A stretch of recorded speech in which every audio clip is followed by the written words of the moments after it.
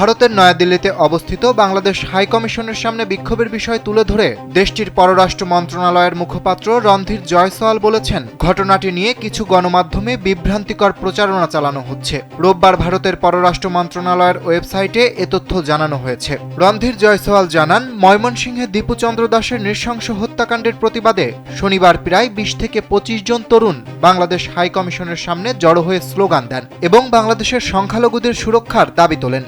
তবে কোনো সময়ই হাইকমিশনের নিরাপত্তা বেষ্টনী ভাঙার চেষ্টা বা নিরাপত্তাজনিত পরিস্থিতির সৃষ্টি হয়নি। ঘটনাস্থলে দায়িত্বরত পুলিশ কয়েক মিনিটের মধ্যেই বিক্ষোভকারীদের ছত্রভঙ্গ করে দেয়। এ সংক্রান্ত দৃশ্যমান প্রমাণ জনসম্মুখে উপলব্ধ রয়েছে। তিনি আরও বলেন, ভিয়েনা কনভেনশন অনুযায়ী ভারতের ভূখণ্ডে অবস্থিত সব বিদেশি মিশন ও কূটনৈতিক স্থাপনার নিরাপত্তা নিশ্চিত করতে ভারত প্রতিশ্রুতিবদ্ধ। এ সময় বাংলাদেশের চলমান পরিস্থিতির উপর ভারত নিবিড়ভাবে নজর রাখছে বলেও জানান তিনি।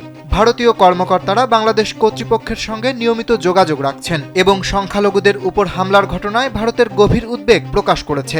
পাশাপাশি দীপু চন্দ্র দাস হত্যাকাণ্ডের সঙ্গে জড়িতদের দ্রুত বিচারের আওতায় আনার আহ্বানও জানানো হয়েছে।